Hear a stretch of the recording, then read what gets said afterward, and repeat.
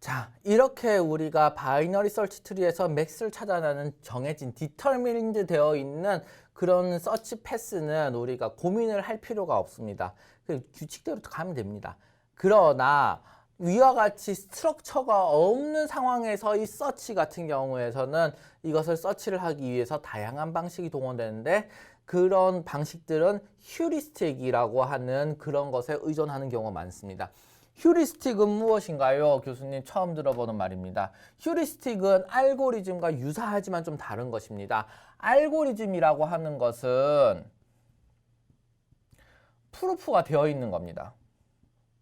알고리즘이라고 하는 것은 이렇게 따라가면 최적의 해가 되든 아니면 그와 어느 정도 개런티가 되어 있는 상황에서 유사한 해가 되든 그것을 찾을 수 있다는 보장이 프루프로 되어 있는 상태가 되겠습니다. 그러나 휴리스틱은 좀 다릅니다. 휴리스틱이라고 하는 것은 이렇게 하면 문제가 잘 풀린다, 잘 풀릴 것이다 라는 기대를 가지고서 수행하는 것이 휴리스틱이 되겠습니다. 물론 휴리스틱도 일부 프루프라든지 그런 게 존재하는 경우가 있긴 합니다. 하지만 그것들이 진짜 이렇게 따라가면 옵티미제이션을 달성할 수 있다라는 그런 보장을 해주는 프루프는 아마 없을 것입니다. 그렇게 된다면 이미 알고리즘이 되어버리겠지요. 그래서 이렇게 하면 문제가 풀릴 것 같다라는 어떤 규칙의 집합, 현실에서는 이렇게 전통적으로 문제를 풀어왔어. 그리고 그런 문제 푸는 기법을 여기도 적용할 수 있을 것 같아. 그런 현실에서의 경험, 과거의 경험, 이런 것들을 논리적으로 잘 오퍼레이셔널라이즈, 스텝 바이 스텝으로 어떻게 할 것인지 잘 정해놓은 것이 바로 휴리스틱이 되겠습니다. 그래서 여기서는 알고리즘입니다. 이렇게 하면 맥스 찾을 수 있다는 건 정해져 있으니까 알고리즘인 것입니다. 하지만 여기서 어떻게 이런 상황에서는 위로 간다, 옆으로 간다, 오른쪽으로 간다 이런 식의 결정을 어떤 식으로는 규칙을 가지고서 한다. 거기에 대한 명확한 증명은 없어. 이런 식으로 결정하는 것이 바로 휴리스틱이 되겠습니다. 자, 우리가 요 상황은 그래서 디터미니가 됐는데 요런 상황에서 가장 높은 고지를 찾는다라고 하는 현재 우리는 여기는데 가장 높은 고지를 찾는다는 문제가 되었을 때 가장 쉽게 할 수 있는 것은 무엇이냐 하면은 무엇입니까? 하이어 네이버를 찾습니다. 더 이상 갈 데가 없을 때까지 계속 높은 곳으로 위로만 올라가는 것입니다. 이런 것들을 이것도 하나의 문제를 푸는 방법이 되겠죠. 좀 무식한 방법이죠. 항상 좋은 것만 계속 얻어가지고 하려고 하면은 우리가 제일 최정상에 오를 수 있겠습니까? 그렇진 않다는 겁니다. 이런 것을 우리는 힐 클라이밍 휴리스틱스 혹은 그레디언트 어센트 휴리스틱스라고 부르게 되겠습니다. 이 문제점은 뭐가 되겠습니까? 예를 들면 여기서는 제일 높은 곳은 여기 있습니다. 제일 높은 곳은 여기에 있고 이것은 그만큼 높지는 않습니다. 이것보다는 좀 낮은 곳이 되겠다. 근데 이 높은 곳에 가려고 하니까 이 높은 곳 약간 계곡에 쌓여져 있습니다. 좀 낮은 곳에 현재 있는 위치보다 좀 내려갔다가 올라가는 그런 형태가 되어 있는 것입니다. 이 등고선을 보니까. 그러면 계속 높은 곳으로만 찾아 올라가려고 한다고 하면 이렇게 조금 낮은 곳에 둘러싸인 정말 높은 곳은 우리가 찾을 수가 없는 것이 됩니다. 왜냐하면 대번에 조금만 딱 떨어지면은 이렇게 값이 떨어지면 저 아닌가 봐. 더 높은 데로 가야지 왜 낮은 데로 가고 있어라고 하면서 높은 쪽으로만 가려고 하기 때문에 그렇습니다. 그래서 처음에는 좀 낮지만 나중에는 혹시나 높은 곳으로 갈 수 있지 않을까 그런 기대감을 가지고서 따라가보는 그런 노력이 필요한 것이죠. 예를 들면 하이스트 플레이스 근처에서는 예를 들면 요 근처 이 앞에 쪽에 좀 떨어지는 곳을 지나서 시작한 지점이 여기였으면 계속 높은 곳으로만 올라가면 괜찮습니다. 하지만 전체의 지도를 생각했을 때는 로컬 옵티멈이라고 하는 곳에 빠지기 쉽다더라 라고 하는 것이 되겠습니다. 로컬 옵티멈이라고 하는 것은 과연 무엇이냐라고 하면 여기만큼 높지 않다 뿐이 여기도 높은 곳은 맞습니다. 어디까지 높은 예를 들면 요 구역 속에서는 여기가 높은 곳이다라고 주장할 수 있습니다. 하지만 이 전체 맵을 생각을 했을 때는 여기가 제일 높은 곳이 되는 것입니다. 즉, 이 지역에서는 높은 곳이다. 지역 정도에서는 높은 곳이다 라고 하는 것을 바로 로컬 옵티마가 되겠습니다. 하지만 그런 식으로 해서는 글로벌 옵티멈을 찾아갈 수는 없는 것이 되겠습니다. 가끔은 마치 이렇게 해가지고 여기에는 분명히 떨어지고 있습니다. 고도가 떨어지고 있습니다. 높은 지점을 가지 못하고 조금 값이 떨어진 지점도 거쳤다가 올라가야지 그래야지 진짜 높은 곳을 찾을 수 있겠다라고 하는 그런 내용이 됩니다.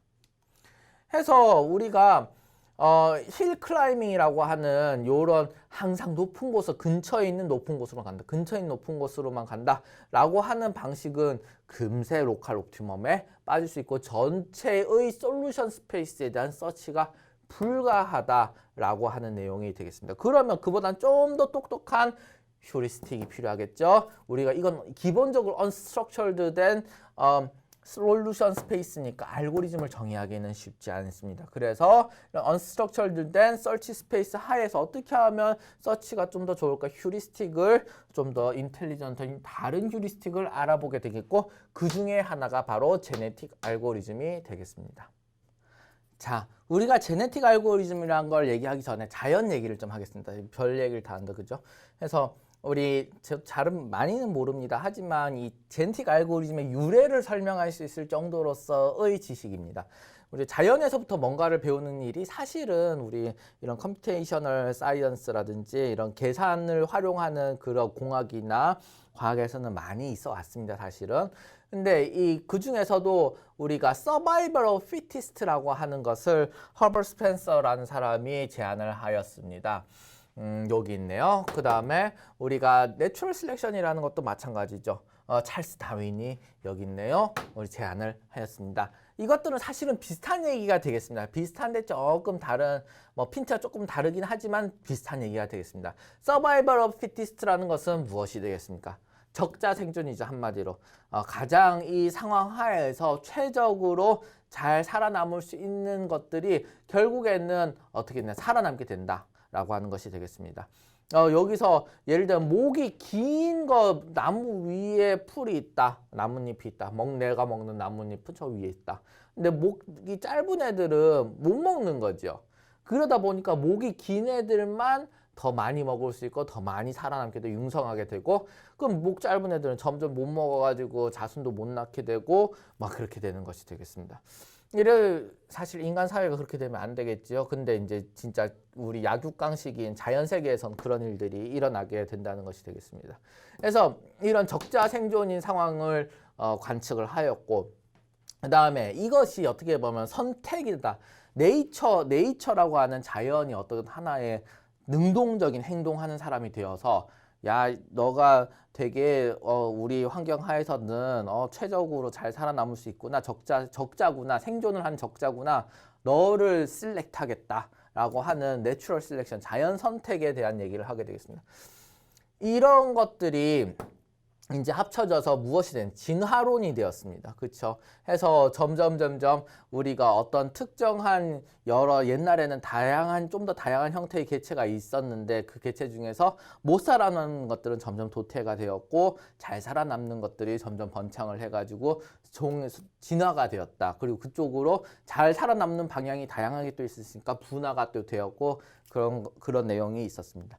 그래서 우리가 이런 최적의 선택을 계속해온 그런 우리가 종들이 어떻게 보면은 그 DNA 속에 이 상황을 잘 해결할 수 있는, 예를 들면 나뭇가지 위에 걸린 나뭇잎을 잘 따먹을 수 있는 그런 해를 잘 가지고 있지 않을까라고 하는 가정 하에서 우리는 이제 그 해의 성격을 알아보게 되겠고 그다음 그 자손들이 어떤 점을 공유하는지가 관심 있게 되었고 아하, 이게 문제를 해결하는 방식이구나라는 것을 찾아내는 것이 되겠습니다. 그런 자연의 선택 과정을 컴퓨터 속에서 재현을 해가지고 문제를 풀어보자는 것이 바로 제네틱 알고리즘이 되겠습니다. 예, 오랜만에 보는 두 분이다, 그죠? 우리 제네틱 알고리즘이라고 하는 것에 대해서 생각을 해보도록 하겠습니다. 우리 지인이라고 하는 것은 무엇입니까? 유전자입니다. 유전자의 하나의 엘리먼트인 거죠. 유전자 조각이라고 보면 되겠습니다. 그 다음에 지노타입이라고 하는 것은 무엇입니까? 지노타입이라는 것은 우리가 어떤 한 개체가 있을 때 이 진이 여러 개 모여가지고 우리가 이 유전자를 만들고 있는 것이 되겠죠. 그래서 한 개인은 특정한 지노타입을 가지고 있습니다. 이거의 하나 엘리먼트 하나하나가 뭐가 되겠습니까? 진이 되겠죠.